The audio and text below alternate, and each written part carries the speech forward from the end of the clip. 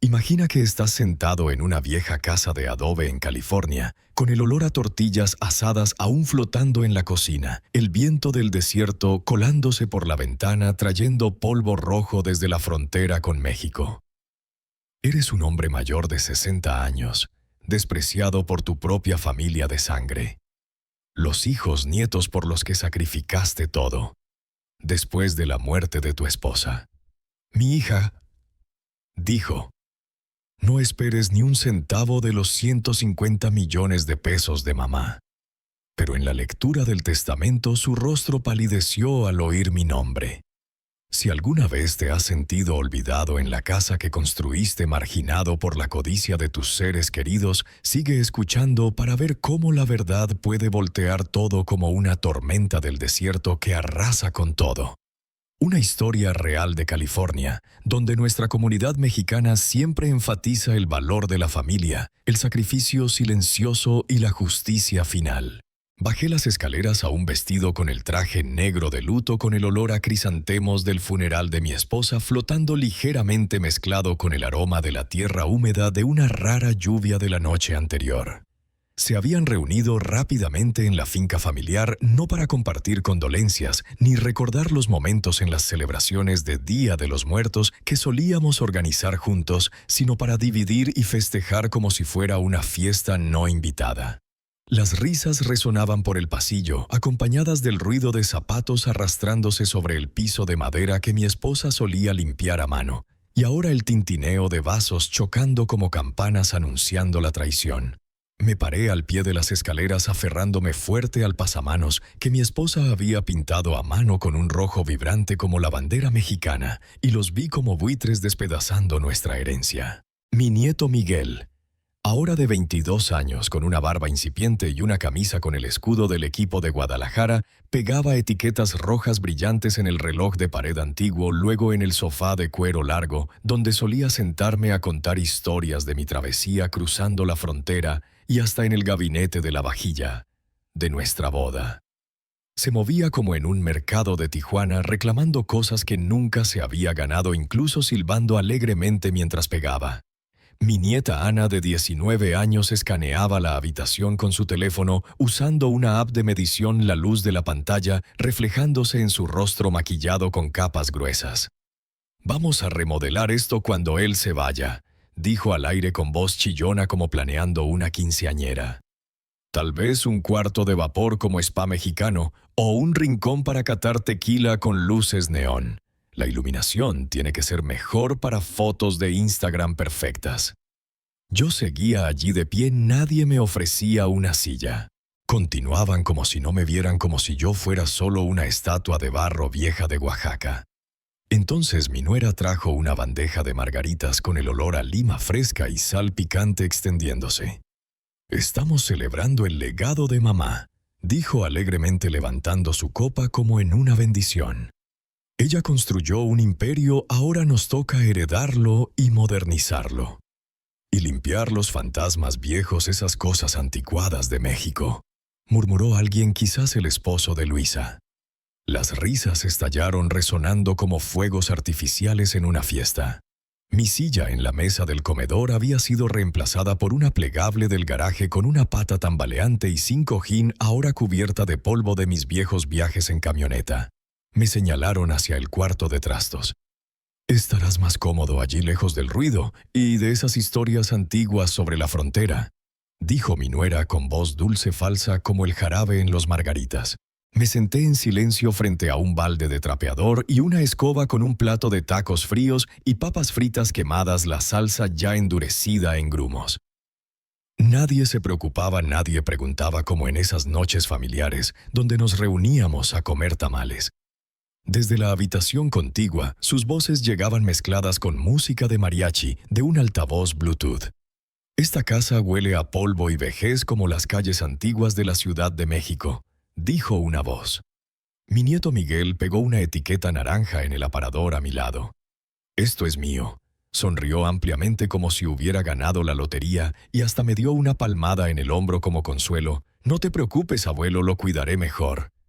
Pero entonces, mientras pegaba una etiqueta en el jarrón de cerámica de nuestra boda, un regalo de parientes en Puebla, Miguel lo dejó caer accidentalmente al suelo, el sonido de rotura retumbando como un trueno. Se rió a carcajadas. «Ups, solo cosa vieja, abuelo. Compraré uno nuevo y bonito en Amazon». Mi corazón se apretó, pero guardé silencio. Mi nieta Ana entró con su teléfono escaneando. «Lo remodelaremos en un rincón de spa o sala de cata de vino cuando él se vaya», dijo girando, luego se volvió a Miguel. «¿Qué piensas agregar paredes de adobe falso para mantener la cultura?» No susurraban ni me miraban. Me quedé quieto sosteniendo mi vaso de agua con ambas manos para que no temblara, las lágrimas rodando pero tragándomelas. Mamá dijo que él se iría antes que ella. Sonó otra voz desde la sala.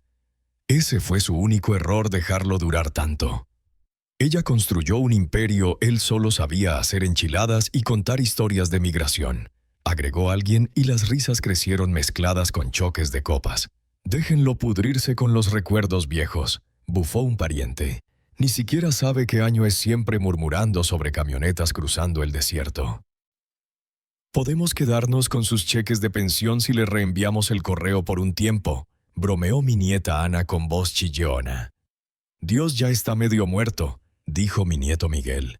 «Démosle el gallinero del jardín y listo donde plantaba cactus». Mastiqué un taco frío sabiendo a harina seca mezclada con arena del desierto. Lo tragué, pero no dije nada, solo pensé en los años de sacrificio que ellos ignoraban. No discutí. Pero mi mano tocó el borde crujiente de los documentos que había guardado por años en mi bolsillo.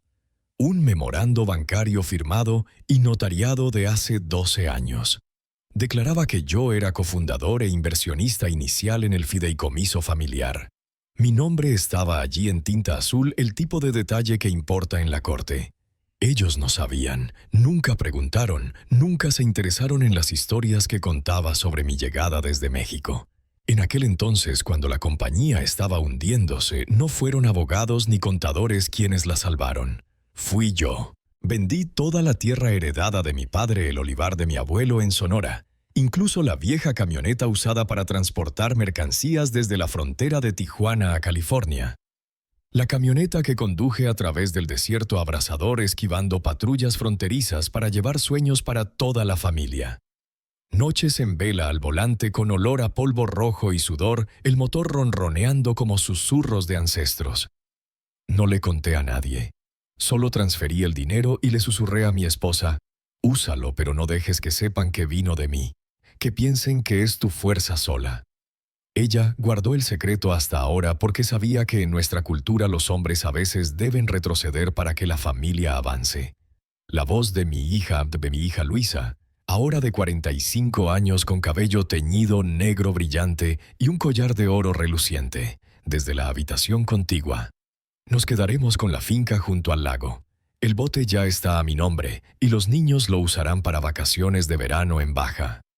«El Mercedes es mío», gritó alguien con voz excitada. «Mamá dijo que podía tenerlo desde la Navidad pasada cuando comimos ceviche juntos». «Quiero los pañuelos Hermes», dijo la más joven. «Aunque sean suyos, él no los usa solo, se pudren en el armario». Más risas como cuchillos cortando recuerdos de celebraciones familiares. Me estaban despellejando mientras aún respiraba, y ahora con el jarrón roto en el suelo sentía como si mi propio corazón se agrietara. Alguien entró en el cuarto de trastos sorprendido de verme aún allí y dijo casualmente: «Hay agua embotellada en el refrigerador del garaje. Ve por una, pareces pálido como después de un cruce fronterizo largo». Luego se fue sin esperar respuesta, dejándome con fragmentos de recuerdos. Me quedé sentado otra hora mientras dividían pinturas, tierras, memorias, incluso discutiendo sobre el olivar que vendí. Ahora lo llamaban tierra heredada de mamá. Alguien arrastraba maletas escaleras arriba reclamando el dormitorio principal para el fin de semana. Una preguntó si podía pintarlo rosa para que parezca un bar en Cancún. El tequila se acabó. La música se apagó, pero el olor a codicia persistía mezclado con humo de la chimenea. Me levanté lentamente, las rodillas doliéndome como después de días de trabajo en los campos de México en mi juventud. Me apoyé en el lavabo mirando por la pequeña ventana. Los cactus que mi esposa plantó a lo largo del camino de entrada se marchitaban. Nadie los había regado en días. Me pregunté si se daban cuenta o solo veían la tierra como propiedad para vender. Volví a la casa pisando ligero como el fantasma que creían que ya era. Pero no había terminado. No aún. Aferré los papeles en mi bolsillo, ahora cálidos por el calor de mi mano. Déjenlos beber, déjenlos decorar, déjenlos bromear. La lectura del testamento se acercaba y yo tenía un pulso fuerte claro como el tambor en una fiesta de Día de los Muertos. Me veían como una carga, como un fantasma en su perfecta historia de éxito. Pero había un capítulo que borraron porque no encajaba en su versión.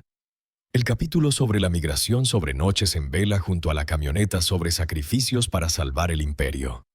El capítulo donde salvé todo sin que nadie lo supiera. Hace 12 años la compañía se hundía.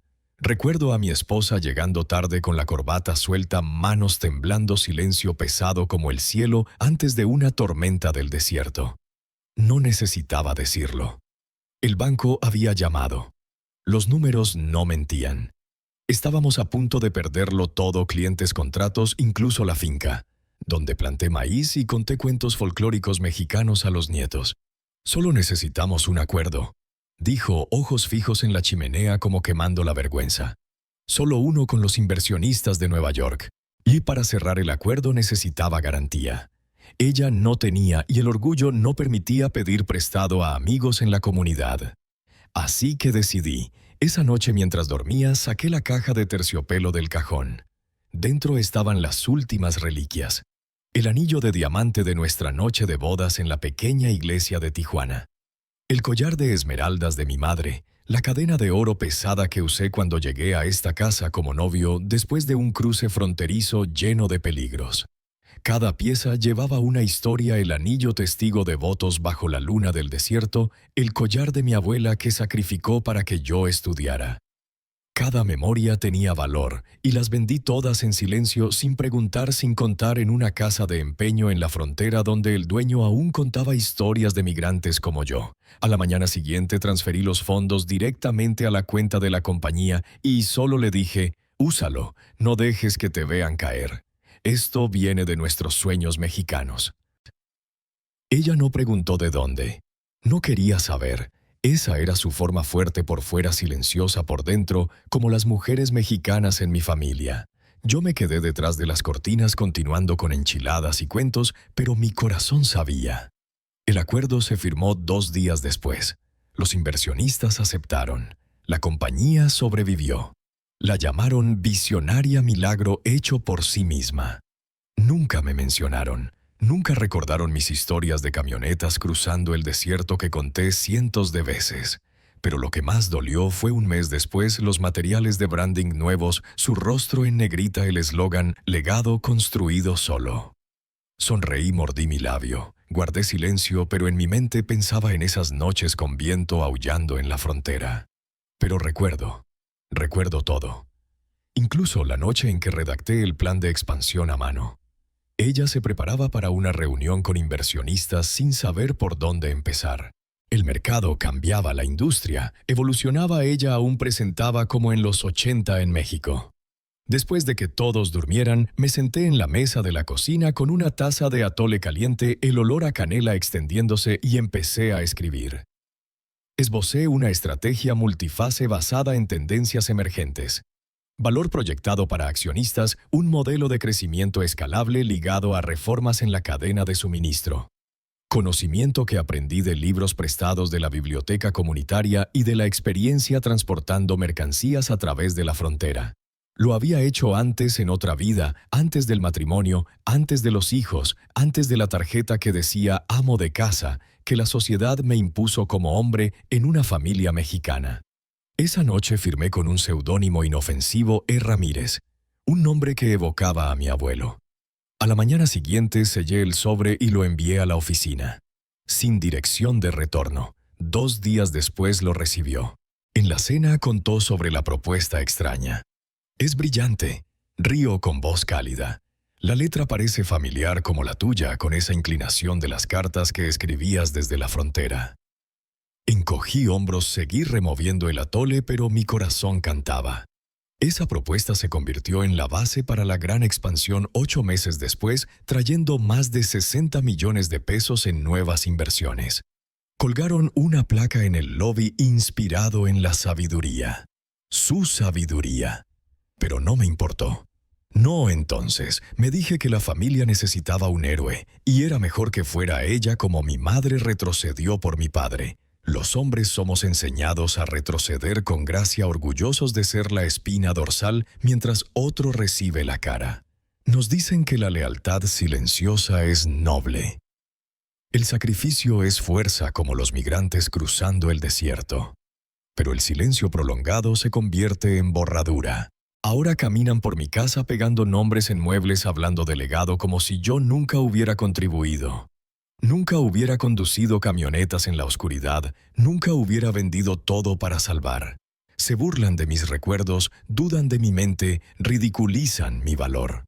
No saben qué di, qué construí, qué escondí.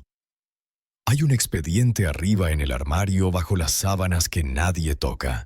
Dentro está el borrador original de la propuesta, tinta un poco borrosa de una noche de manos inquietas por el frío del desierto en los recuerdos. Mi seudónimo en la esquina doblado junto a una carta de la oficina de patentes. Vincula la estrategia a una idea registrada, no bajo la compañía sino bajo mi nombre. Nunca cobré los cheques de regalías, llegan trimestralmente por años. No necesitaba el dinero, necesitaba la paz. La dignidad de saber qué había hecho aunque nadie más lo supiera, como los ancestros mexicanos que sacrificaron sin pedir reconocimiento. Pero ahora han trazado una línea en la arena, me han llenado de vergüenza, me han robado recuerdos, me llaman muerto mientras aún respiro. Así que abrí el expediente de nuevo. Hablé con el abogado, contraté al experto en caligrafía, documenté todo. No por venganza, no por justicia, sino por verdad. Porque cuando se sienten en esa habitación y lean el testamento oyendo mi nombre ligado no solo al fideicomiso, sino al legado que creían solo suyo, habrá silencio. Esta vez yo resonaré, y ninguno podrá borrarme de nuevo. No me miraron a los ojos cuando lo hicieron. Era martes 5 días después del funeral. La casa aún olía ligeramente a lirios y pino de la corona del ataúd mezclado con humo de las ceremonias de ofrenda a los ancestros. Las tarjetas de condolencias estaban en el piano sin abrir como si el duelo fuera inconveniente. Pero su energía había cambiado. La mañana terminó. Ahora venía la clasificación, la reclamación, la limpieza. Y la limpieza empezó conmigo. Hemos decidido que es lo mejor, dijo Luisa sin bajar la voz, su tono resonando como una orden. Puedes mudarte al cuarto pequeño abajo. Parpadeé. El lavadero. En realidad es un espacio utilitario, corrigió con una sonrisa tensa, pero ojos fríos como el desierto de noche. Pero hay lugar para una cama plegable. Eres viejo, necesitas descansar. Nuestro dormitorio ya se había ido. Oía risas arriba, cajones abriéndose, puertas de armarios crujiendo. Alguien arrastraba una maleta por el pasillo. Mis perfumes, pañuelos de seda, libros, metidos en cajas de cartón. No con cuidado, no con amor, solo removidos. Y Luisa aún gritaba, «Estas cosas están tan anticuadas, abuelo. Déjanos donarlas a la comunidad mexicana aquí». Subí las escaleras arrastrando los pies, viendo etiquetas en las cajas «Donación», «Cosas viejas», «Basura de viejo». No las escondían. El esposo de Luisa, mi yerno, sostenía un portapapeles señalando muebles como supervisando una mudanza. «Esa mesa auxiliar es perfecta para la cabaña», le dijo a su esposa. «Pégale una etiqueta». Una etiqueta rosa brillante apareció como un moretón en la superficie de roble. «Esto es mío». Luego se volvió a mí con voz sarcástica. «No te entristezcas, es la forma moderna de dividir el legado, no como el estilo mexicano anticuado». Vi mis recuerdos reclamados pieza por pieza. La vajilla de la boda, la mecedora donde mecía mi hija durante el sarampión, incluso el viejo tocadiscos donde bailábamos durante apagones con ritmos de mariachi. Ahora con etiquetas alegres. Luisa se volvió a mí con esa sonrisa afilada como armadura. «No necesitas un cuarto propio», dijo al grupo. «Solo una cama temporal hasta que te vayas. Te cuidaremos bien como tú nos cuidaste». Algunas risas incómodas. Nadie objetó, incluso Ana agregó, si abuelo siempre cuenta historias de migración, ahora puede contárselas a los fantasmas. Un chico joven Pablo, creo ahora es difícil recordar con tantos cambios, murmuró por la puerta de la cocina. Si mantenemos su dirección aún podemos cobrar sus cheques de pensión. Rieron. Yo no. Solo arrastré los pies al viejo lavadero. Olía a cloro y moho. Una bombilla desnuda parpadeaba arriba. Balde en una esquina, fregadero oxidado. Cama plegable contra la pared. Sin sábanas, solo una manta de mudanza vieja. Ese era mi cuarto. Mi maleta ya estaba junto. Un termo abollado, una foto enmarcada con esquina rota encima. La levanté. Era de nuestro 30 aniversario. Estábamos frente a la enramada de uvas, el brazo de mi esposa alrededor mío, mi mano en su pecho. Detrás la finca firme.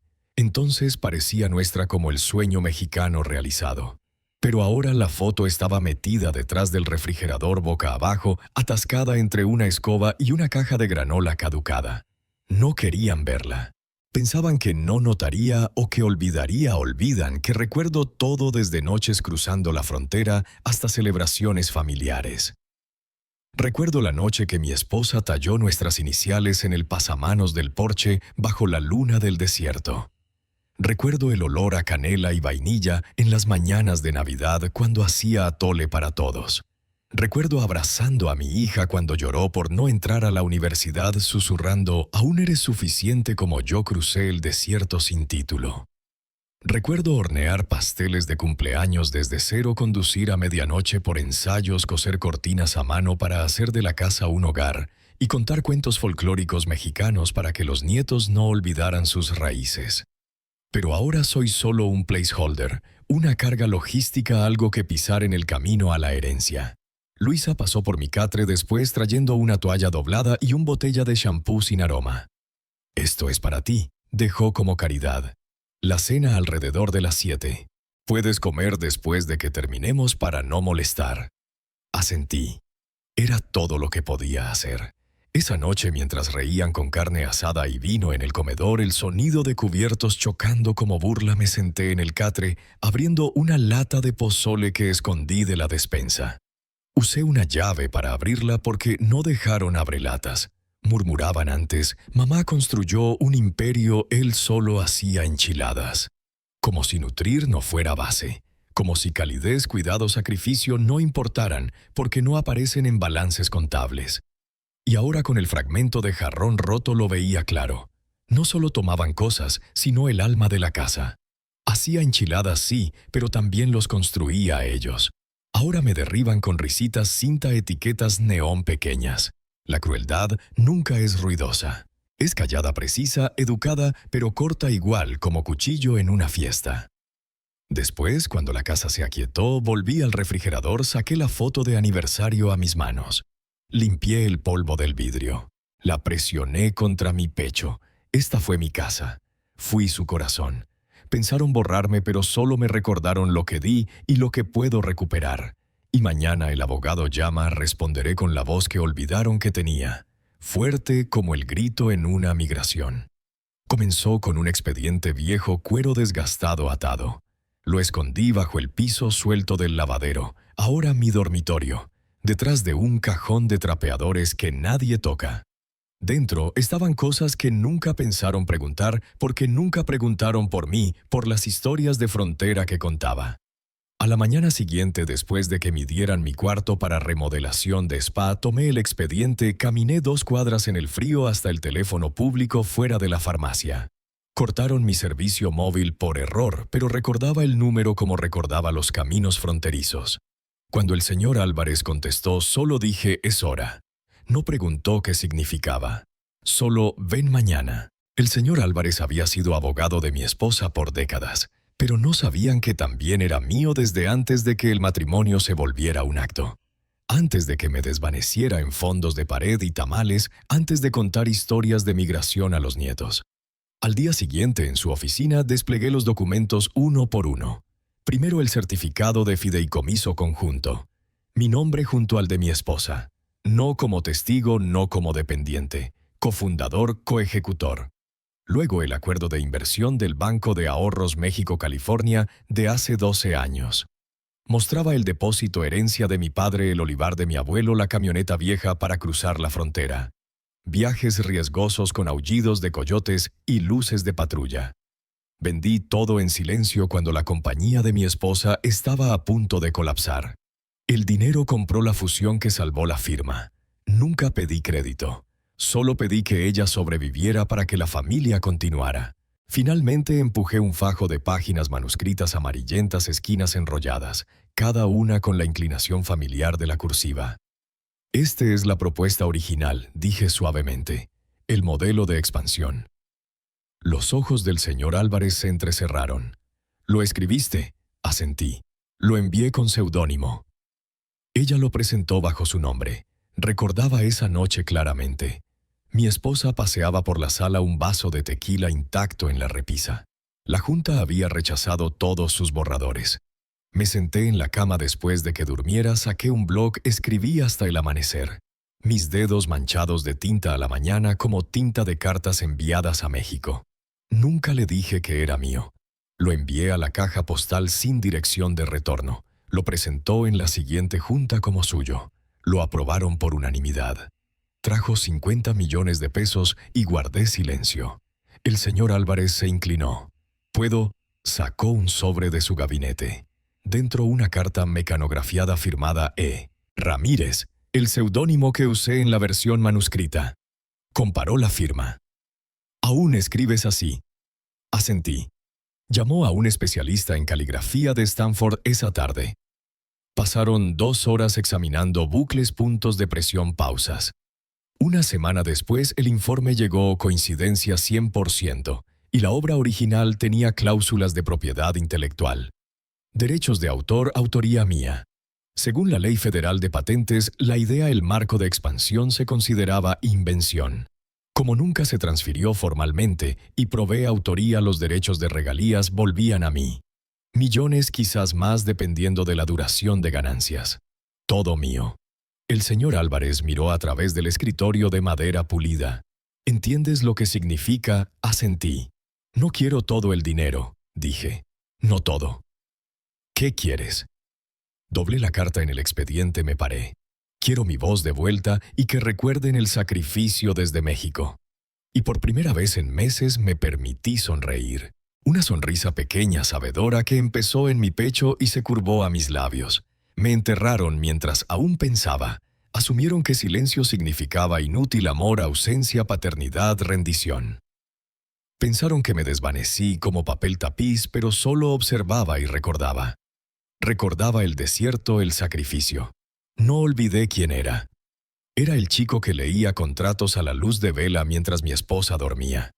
El hombre que aprendió leyes de inversión con una tarjeta de biblioteca prestada de la comunidad migrante. El padre que hacía tamales, sí, pero también decisiones. Decisiones inteligentes como elegir caminos seguros a través de la frontera.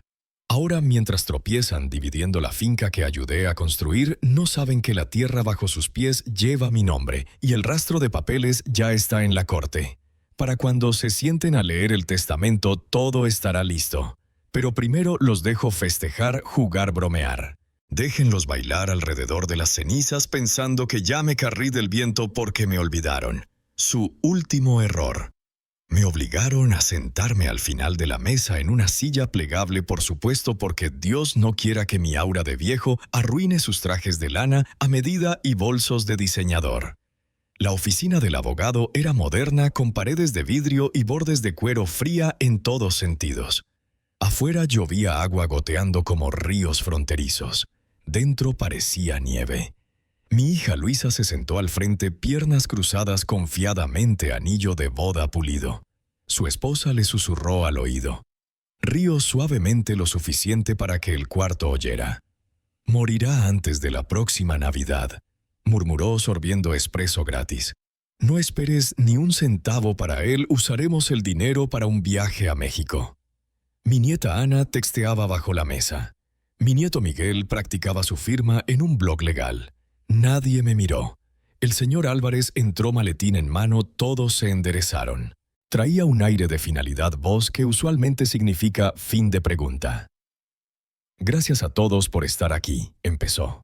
Hoy ejecutamos los deseos finales de la señora Sofía González según el testamento revisado legalmente. Nadie notó el énfasis en revisado. Algunos expedientes se distribuyeron, páginas se voltearon. Luego el señor Álvarez sacó de su maletín una pequeña grabadora plateada. La encendió. La voz de mi esposa llenó el cuarto más lenta de lo que recordaba, más cansada pero clara, calmada medida. Si mi hija habla mal de su padre, deduzcan 1.000.000 de pesos por palabra. Silencio. El aliento del cuarto se fue como aspirado. La voz continuó. ¿Saben cuánto debe? Un momento de aturdimiento seguido del clic de un bolígrafo cayendo de la mano de Luisa. ¿Qué demonios es esto?, preguntó incorporándose voz temblorosa. No es real. No en el testamento. Mamá no podría. El señor Álvarez levantó una mano, empujó una transcripción impresa. Título anexo. A transcripción verificada de Sistema de Seguridad del Hogar, cocina 3 días después del funeral. Volteó la página. 1. Aún respira. 2. Pensé que ya se habría ido. 3. Verifiquen su pulso en la lectura del testamento. 4. Ella construyó un imperio. Él solo hacía enchiladas. Continuó voz uniforme. Total de declaraciones malas contra el padre 92. El señor Álvarez concluyó, total deducido 92 millones de pesos. Sin embargo, algunas fueron bastante coloridas, como viejo anticuado de México. El resto 4 millones deducidos como penalidad discrecional según cláusula 14C en el anexo de la señora González. Volteó la página final. Herencia restante para la señora Luisa González, 2 millones de pesos. Luisa saltó de su silla, rostro enrojecido. ¡Locura! No puede ser ese viejo una carga por años. Mamá no. ¿Por qué mamá haría esto? Somos familia. Se volvió a mí, ojos furiosos. ¿Qué le hiciste a mamá? Esto es una conspiración. Ella lo haría, dije suavemente. Primera vez que hablaba esa mañana. Todos se volvieron. Mi voz no era alta, pero no necesitaba ser. Resonaba como viento del desierto. El señor Álvarez continuó calmado. En cuanto al beneficiario principal del fideicomiso, derechos de autor y activos restantes, la señora Sofía González los deja a su esposo, el señor Eduardo González. Me entregó el expediente, más pesado de lo esperado. Dentro, títulos de propiedad, transferencias de portafolio, derechos de propiedad intelectual ligados al modelo de expansión, un segundo expediente más pequeño con títulos de un apartamento en la Ciudad de México y una carta manuscrita de mi esposa. Perdóname por los años que dejé tu luz oculta. Nunca olvidé. Solo esperaba que un día vieran lo que yo vi. Sacrificio del desierto de México. Sino que esto hable más fuerte de lo que yo pude. Construiste esto conmigo. Ahora deja que el mundo sepa tu nombre. Luisa se quedó congelada, rostro blanco. Su esposa llamó a alguien, quizás abogado o psicólogo. Sacerdote, voz tartamudeando. Esto no puede ser real. Demandaremos. Ana lloró. Abuela, ¿por qué nos haces esto? Miguel golpeó la mesa. Él solo hacía enchiladas como merece. Miré el cuarto lleno de gente que practicó discursos de victoria en el camino y guardé silencio porque la justicia no necesita ruido, necesita verdad. Recogí mi abrigo. El viejo beige que llamaron deprimente la Navidad pasada. Caminé lento pasando a Luisa, mano apretada en puño sobre la mesa. Pasando el perchero me volví al señor Álvarez. Eso es todo, asintió. Disfruta la Ciudad de México. Y lo hice, pero no antes de volverme a la familia que alimenté, vestí, protegí y finalmente sobreviví. Me enterraron mientras aún pensaba. Dije firme. Lástima que tuviera una idea más. Una idea del desierto mexicano. El silencio después de la lectura del testamento no era solo incómodo, sino profundo hasta los huesos. Pero no había terminado. El señor Álvarez lo sabía. Señaló el segundo sobre. Esto, dijo abriendo el paquete con cuidado enguantado, concierne un asunto de propiedad intelectual no divulgado a la familia. Desplegó documentos ante el cuarto. Hace 12 años, justo antes de que González Industries evitara la bancarrota con una estrategia de expansión que cambió el juego. Una propuesta anónima llegó por correo. Ese modelo se convirtió en el blueprint para la oferta pública de la compañía. Volteó a la página 2. La patente se presentó formalmente bajo el seudónimo E. Ramírez, asumido entonces como consultor o estratega anónimo. Luisa levantó una ceja, voz aún temblorosa. ¿Qué tiene que ver? Era la compañía de mamá su plan. Demandaremos para recuperarlo. El señor Álvarez volteó calmado a la página 3. Tiene todo que ver, señora González, porque recientemente concluimos un análisis forense de los borradores originales de esa propuesta, incluyendo composición de tinta, comparación de caligrafía y tiempo de envío postal. Empujó un certificado por la mesa. El seudónimo era suyo, señaló hacia mí. Su padre, el señor Eduardo González. Jadeos. El aire del cuarto pareció dudar. Esto, continuó levantando un certificado enmarcado. Es el reconocimiento formal del señor Eduardo González como contribuidor intelectual único a la patente 1-294-157B, también conocida como el modelo de estabilización González.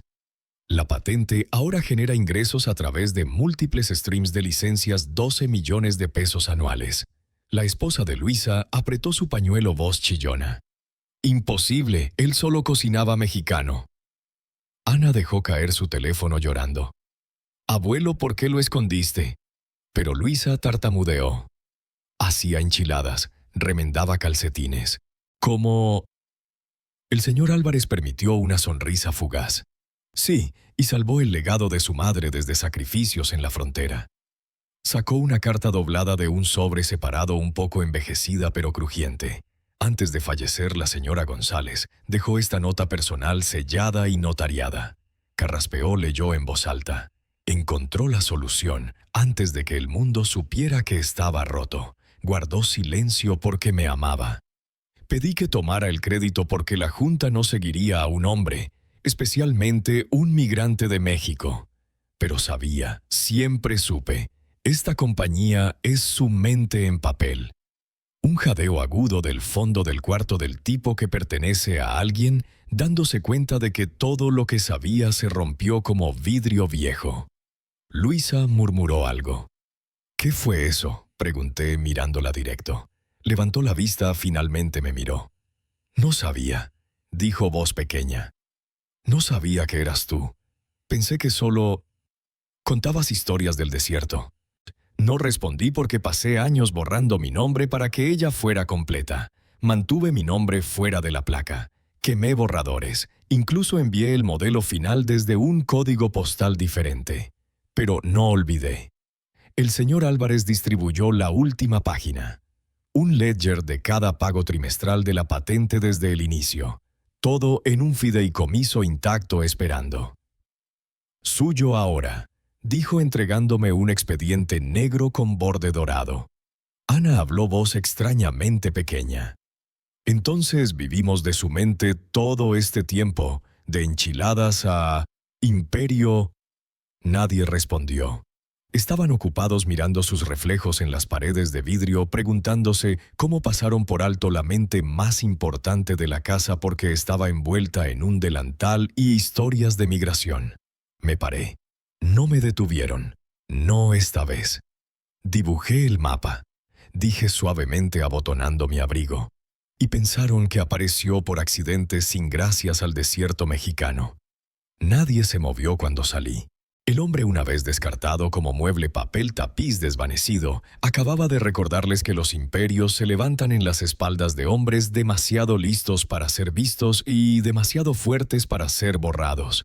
Les dieron 48 horas. La carta lo decía, firmada por el ejecutor, sellada por la corte. Plazo legal para que los ingratos desaparecieran de la casa que pisotearon. A la mañana siguiente el empaque comenzó. Cajas retumbando por el pasillo, las risas por primera vez desaparecidas. Ana no dijo nada. Ojos rojos pero manos rápidas barriendo joyas en estuches de terciopelo que ya no eran suyos. Luisa intentó, voz suplicante: «Por favor, papá, me equivoqué. Dame una oportunidad por los recuerdos mexicanos que tuvimos. Eso fue todo lo que pudo decir antes de que su voz se quebrara. La miré. La mujer que una vez se sentó en mi regazo leyendo la caja de cereal que me tomó la mano en tormentas, ahora reducida a una sombra temblorosa pidiendo una segunda chance. No lloré. Lloré suficiente. Solo dije, hablaste primero. El testamento solo escuchó. Y ahora recuerda el desierto, donde el sacrificio no se olvida. Se desplomó como si la verdad la golpeara más fuerte que una bofetada. Fuera de la cocina oí a su esposa gritar. «Es cruel, él es cruel como esos viejos mexicanos tercos». Entré al umbral. «No», dije. «Les di una casa. Me dieron infierno. Ahora crucen su propia frontera». Abrió la boca de nuevo, pero terminé de prestar oídos.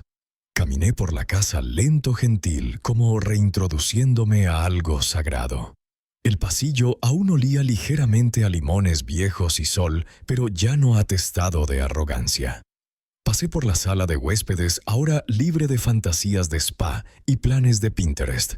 La etiqueta pequeña en el espejo de tocador llamó mi atención. «Esto es mío».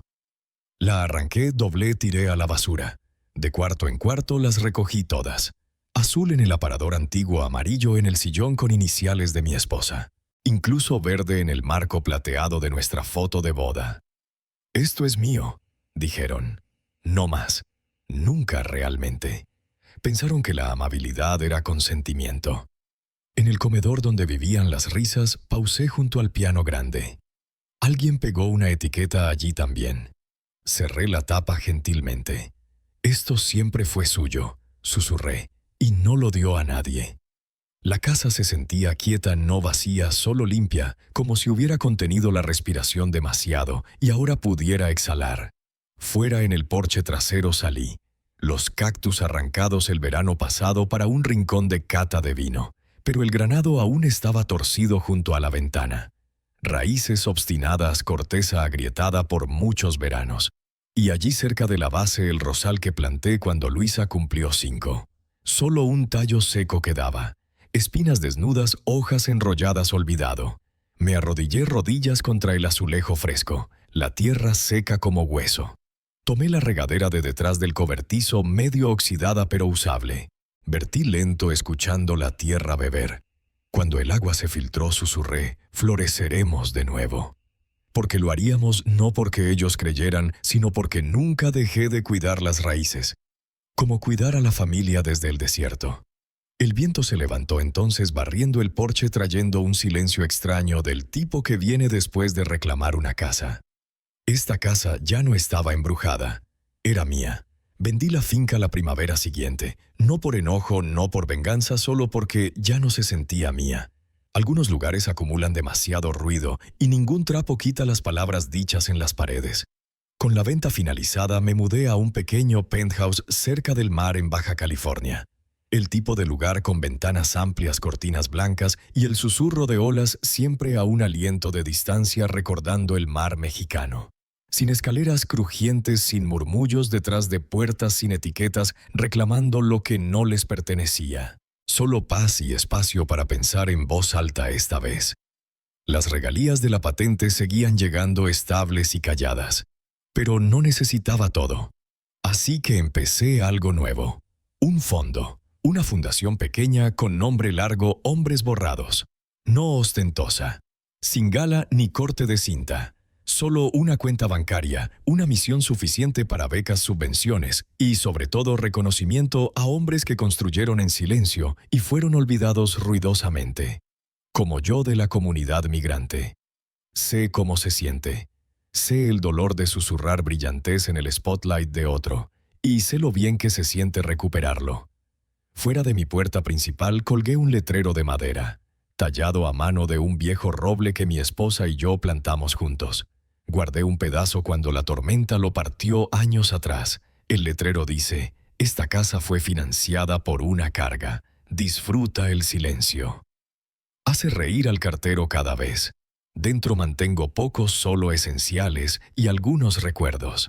Uno de ellos, un dibujo desvaído pegado al refrigerador crayón en papel de construcción, dibujado por mi nieto más joven, años antes de que le enseñaran a rodar ojos hacia mí. Una figura de palitos de mí con gafas grandes junto a una bombilla gigante. En garabatos morados, para abuelo piensas mejor que Google. Casi lo tiré una vez cuando dijeron que perdía la mente, que mi memoria fallaba, que solo sentara, sonriera y callara. Pero no olvidé el dibujo ni cómo pensar. Me enterraron en suposiciones, viejo, cansado, desvaído, irrelevante. Pero no era nada de eso. Era paciente. Observaba. Recordaba lo que querían borrar. Y lo más importante, aún pensaba, porque nunca paré. Pensaron que me desvanecía, pero solo esperaba el momento correcto para pensar en voz alta. Después de todo, decidí visitar el apartamento en la Ciudad de México. El último regalo de mi esposa. Volé allá, caminé por calles empedradas, olor a tacos callejeros mezclado con mariachi de bares. Allí me reuní con un primo viejo que cruzó la frontera conmigo. Nos sentamos a beber tequila contando historias pasadas. Eduardo, siempre fuiste el más listo aunque callado. Sonreí sintiendo el reconocimiento tardío como viento del desierto trayendo calidez de hogar. Fue cuando supe que la historia no terminaba. Solo pasaba a un nuevo capítulo. De esta historia sacamos la lección de que en nuestra cultura mexicana la familia es sagrada, pero el sacrificio silencioso de los padres, hombres o mujeres, nunca debe ser despreciado. No dejes que la codicia nuble la gratitud, porque la verdad siempre encuentra forma de emerger, y la justicia llega a los perseverantes como los migrantes cruzando el desierto. Si alguna vez te han marginado, recuerda, tu historia no termina hasta que tú lo decidas. Valora a los mayores porque son la base de todo imperio y su sacrificio es el legado real.